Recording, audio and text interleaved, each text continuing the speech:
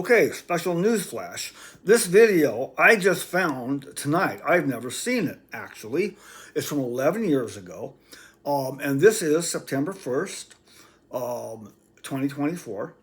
And as a PSA, being that it is the weekend and there'll probably be some accidents and people hurt, this would be a great time to next week make an appointment and go in and donate some blood to the Red Cross. I've done it 105 times, and it feels really good to do that. So anyway, this video is from an event in Bend, Oregon, 11 years ago called Ignite Bend, and it's kind of like a TED Talk kind of format.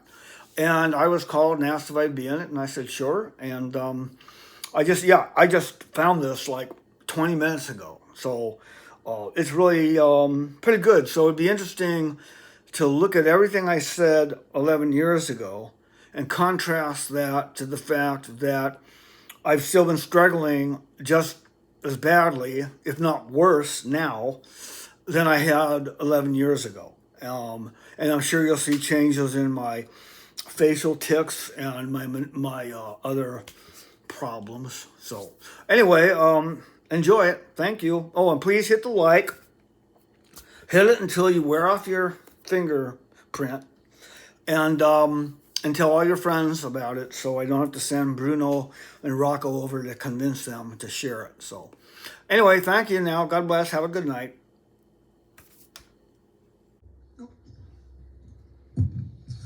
Okay, hi, my name is Brian Walker, and bipolar mania has driven just about every aspect of my life for my entire life.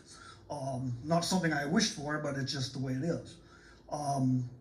And with bipolar disorder, you get into a mode where you are so intent on achieving something that it's just like being in a spaceship headed to a distant galaxy where the whole time there's nothing else to see or do except be fixated on your intended goal.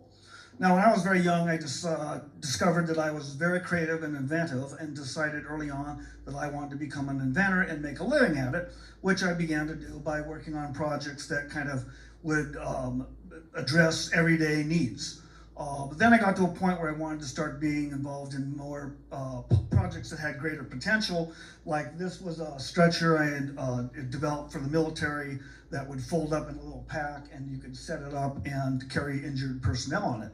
Well, then I began to get more grandiose ideas, and this was a hovercraft I designed. It was equipped with lasers and target sensors, and I wanted to create an amusement center called Hoverland where people would float around and it would be like laser tag meets floating bumper cars meets video games.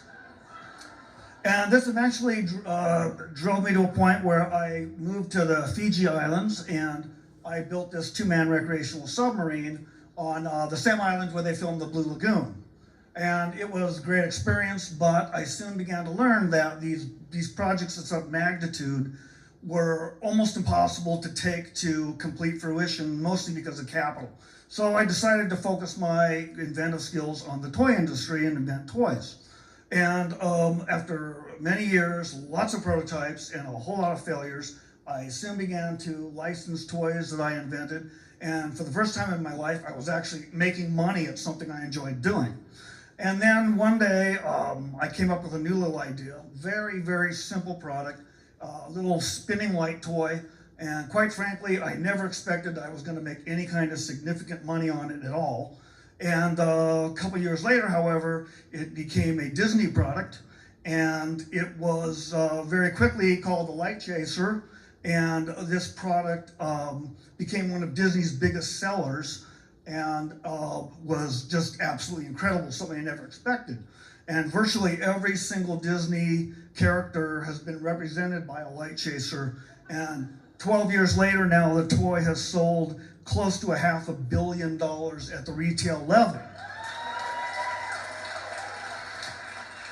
So now that I had millions of dollars to play with, I decided I was going to follow my greatest dream that I had since I was a child. And I was going to build a home-built rocket, and I was going to launch to the edge of space and do something that no one had ever done before. So I began this project, and I turned my 13-acre compound into, or my 13-acre property into a compound where I put up buildings and all my training equipment, everything that I thought I might need to make this venture come off, and it became quite a huge endeavor. I built my rocket garden, which was my training area. I had a launch tower, a centrifuge that I could pull almost 10 Gs in, and then a multi-axis tumbling chair that I would use to train to not vomit when I was tumbling out of control. And I even began traveling to Russia where I could train with active Russian astronauts, and I even got the chance to take a ride in a MiG-25, which was the second highest and fastest flying aircraft ever built. And we got up to 18 miles high at 2.5 times the speed of sound, and it was just awesome. It was 60 degrees below outside, but the canopy was warm to the touch from friction. And below you could see the curve of the earth, and above you could see the pitch black of night.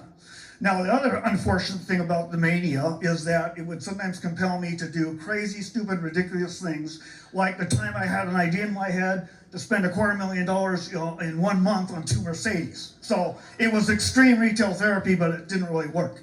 So eventually the media got hold of my story, and I ended up spending 4 years constantly in the media all over the world. But then, just when I thought nothing could go wrong, life was great, the bottom of my life fell out completely and everything went away.